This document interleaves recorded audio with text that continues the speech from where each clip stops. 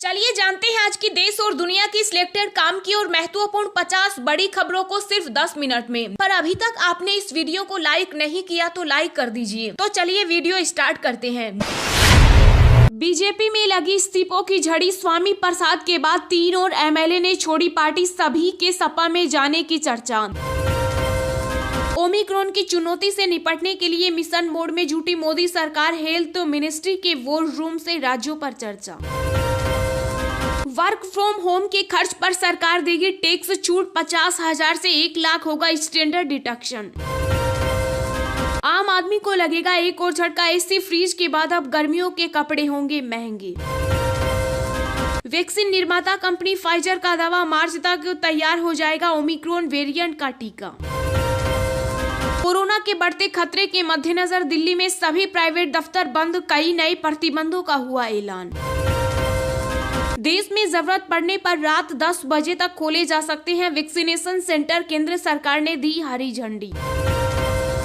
7 लाख अपात्र किसानों को लौटानी होगी पीएम किसान योजना की 10वीं किस्त की राशि, विधानसभा चुनाव के बाद जारी होंगे नोटिस। आईआईटी कानपुर का दावा, मार्च में खत्म हो जाएगी कोरोना की तीसरी लहर, जनवरी के अंत में चरम पर होगा संक्रमण।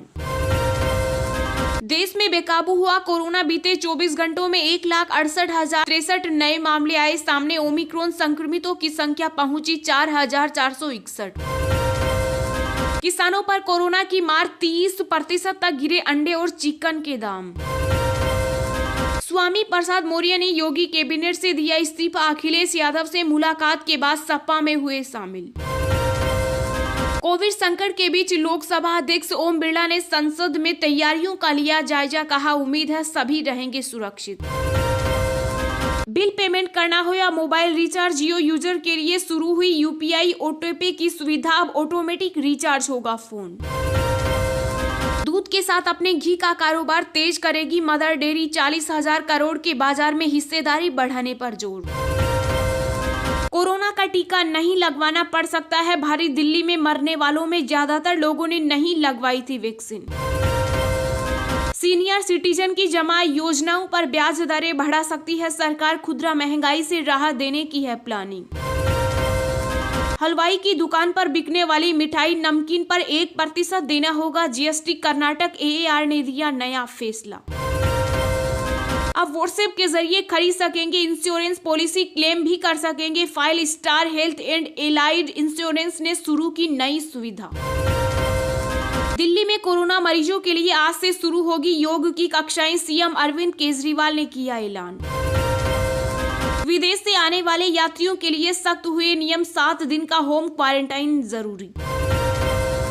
चुनाव से पहले फिर बदले नवजोत सिंह सिद्धू के सुर, कहा कांग्रेस हाई कमान नहीं बल्कि पंजाब के लोग चुनेंगे सीएम। पंजाब में पूर्व विधायक अरविंद खन्ना, सियद नेता गुरदीप सिंह गोसा समेत कई नेता बीजेपी में हुए शामिल। योगी कैबिनेट से इस्तीफा देकर बोले स्वामी प्रसाद मौर्य, बीजेपी ने कई बड़े नेताओं को दिया झटका। सरकार को 36% हिस्सेदारी देगी वोडाफोन आइडिया, ब्याज देनदारी को इक्विटी में बदलने का चुना विकल्प। भारत ने ब्रह्मोस सुपरसोनिक क्रूज मिसाइल का किया सफल परीक्षण, C2C वेरिएंट का आईएनएस विशाखापत्तनम से हुआ टेस्ट। सीएम योगी आदित्यनाथ ने पहली बार लिया राकेश टिकैत का नाम, कहा हम सौदेबाजों के लिए नहीं देश सेवा के लिए प्रतिबद्ध। भारत को फरवरी की शुरुआत में फ्रांस से मिलेंगे 3 राफेल लड़ाकू विमान। सीएम अरविंद केजरीवाल ने एलएनजेपी अस्पताल का लिया जायजा, तैयारियों को बताया मुकम्मल, कहा नहीं लगेगा लॉकडाउन। दिल्ली में कोरोना संक्रमण में हुई बढ़ोतरी सामने आई, 21,000 नए केस, 23 लोगों की हुई मौत। यूपी में 100 विधायकों का कट जाएगा पता, 25% चेहरे बदल सकती है बीजेपी, दिल्ली में होगा फाइनल फैसला। रक्षा मंत्री को कोरोना होने पर चीन का प्रोपेगेंडा, कहा राजनाथ के संक्रमित होने से भारतीय सैनिकों पर पड़ेगा मनोवैज्ञानिक दबाव। बसपा प्रमुख मायावती और पार्टी महासचिव सतीश चंद्र मिश्रा नहीं लड़ेंगे विधानसभा चुनाव, यूपी में सरकार बनाने का किया दावा। आम आदमी पार्टी ने उत्तराखंड में विधानसभा चुनाव के लिए प्रत्याशियों की दूसरी सूची की जारी। भाजपा अध्यक्ष जेपी नड्डा एवं सुर कोकिला लता मंगेशकर हुई कोरोना संक्रमित, खुद को किया आइसोलेट। पंजाब विधानसभा चुनाव में कांग्रेस ने हाई कमान को भेजी 35 प्रत्याशियों की पहली सूची, 9 मौजूदा विधायकों के कटेंगे टिकट। यूपी में लगातार इस्तीफे पर बीजेपी में मंथन, अमित शाह ने केशव प्रसाद मौर्य को दी विधायकों को मनाने की जिम्मेदारी। सोशल मीडिया कंटेंट को लेकर सरकार हुई सतर्क, ब्लॉक किए 73 ट्विटर हैंडल और 4 यूट्यूब चैनल। पंजाब विधानसभा चुनाव में कांग्रेस ने किया मैनिफेस्टो और कैंपेन कमेटी का गठन। यूपी के डिप्टी सीएम केशव प्रसाद मौर्य बोले, सपा प्रमुख अखिलेश का धर्म को अंधविश्वास कहने का बयान निंदनीय, माफी मांगे। गोवा के डिप्टी सीएम मनोहर अजगांवकर भी कोरोना पॉजिटिव, मणिपाल अस्पताल में हुए भर्ती।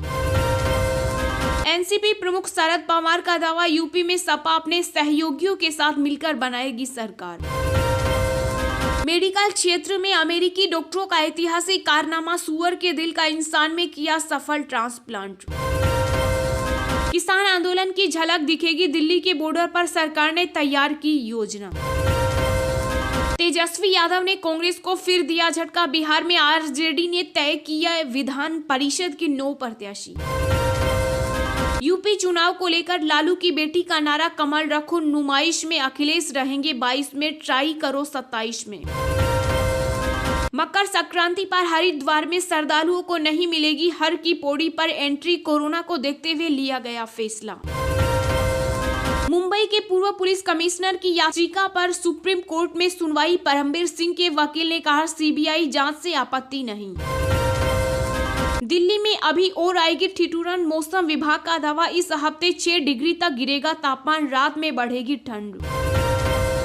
कर्नाटक में कोरोना नियम ताक पर, कांग्रेस नेता सिद्धारमैया और डीके शिव कुमार ने पद यात्रा में लिया भाग।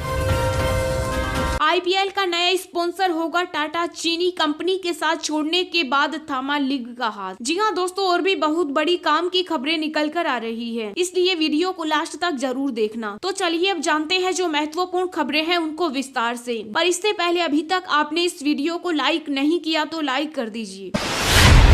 बीजेपी में लगी इस्तीफों की झड़ी, स्वामी प्रसाद के बाद 3 और एमएलए ने छोड़ी पार्टी, सभी के सपा में जाने की चर्चा। जी हां, 5 राज्यों में विधानसभा चुनाव का बिगुल बज चुका, इसके साथ ही सियासी हलचलें भी तेज हो गई। चुनाव जीतने के लिए राजनीतिक दलों ने अपनी पूरी ताकत झोंक दी है। टिकट बंटवारा शुरू होने से पहले ही एक पार्टी छोड़कर दूसरे में शामिल होने का सिलसिला भी तेज हो गया। राजनीतिक बयानबाजी से नेता एक दूसरे पर निशाना साध रहे हैं। वहीं योगी सरकार में कैबिनेट मंत्री रहे स्वामी प्रसाद मौर्य के इस्तीफे के बाद अब कानपुर के बिल्हौर से भाजपा के विधायक भगवती प्रसाद सागर और शाहजहांपुर की तिलहर विधानसभा से विधायक रोशन लाल वर्मा और बांदा के तिंदवारी से विधायक ब्रजेश प्रजापति ने भी पार्टी छोड़ दी। इन तीनों के भी समाजवादी पार्टी में शामिल होने की चर्चा तेज हो गई। वहीं डिप्टी सीएम केशव प्रसाद मौर्य ने ट्वीट कर कहा कि आदरणीय स्वामी प्रसाद मौर्य जी ने किन कारणों से इस्तीफा दिया मैं नहीं जानता, उनसे अपील है कि बैठकर बात करें, जल्दबाजी में लिए हुए फैसले अक्सर गलत साबित होते हैं।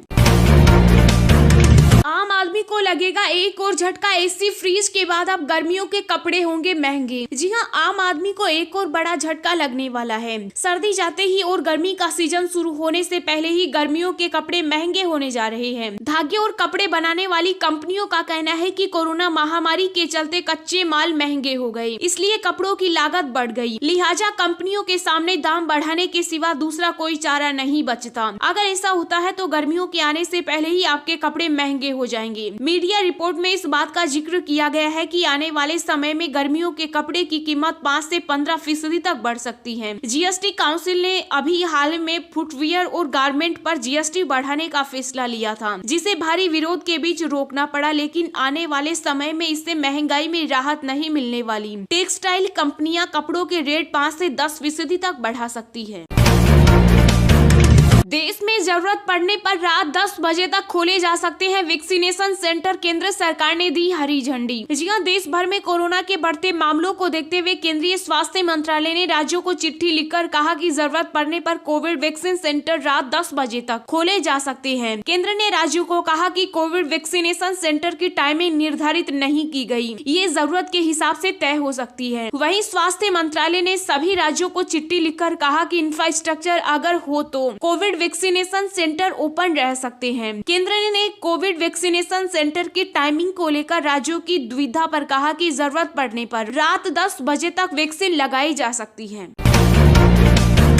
कोरोना के बढ़ते खतरे के मद्देनजर दिल्ली में सभी प्राइवेट दफ्तर बंद, कई नए प्रतिबंधों का हुआ ऐलान। जी हां, देश की राजधानी दिल्ली में कोरोना वायरस संक्रमण के बढ़ते मामलों के बीच दिल्ली आपदा प्रबंधन प्राधिकरण ने एक बार फिर से कई नए प्रतिबंधों का ऐलान किया। इसके तहत दिल्ली में सभी निजी प्राइवेट कार्यालय बंद रहेंगे और वर्क फ्रॉम होम को तरजीह मिलेगी। DDMA की तरफ से जारी की गई गाइडलाइन में कहा गया कि जरूरी सेवाओं से जुड़े दफ्तरों को छोड़कर सभी प्राइवेट और निजी दफ्तर बंद किए जाएंगे। इसका मकसद कोरोना के खतरे के साथ उसके विस्तार को भी कम करना है। ऐसी स्थिति में वर्क फ्रॉम होम का पालन किया जाएगा। हालांकि दिल्ली सरकार ने साफ कर दिया है कि अभी लॉकडाउन नहीं लगेगा। DDMA के अनुसार इस दौरान सभी रेस्टोरेंट और बार बंद रहेंगे तथा टेक अवे की अनुमति का आदेश भी जारी किया गया। इसके अलावा नगर निगम के प्रत्येक जोन में प्रतिदिन एक की साप्ताहिक बाजार को अनुमति मिलेगी। दिन भर की ताजा खबरें सबसे पहले पाने के लिए चैनल को सब्सक्राइब करें और बेल आइकन को प्रेस करके ऑल को सेलेक्ट करें।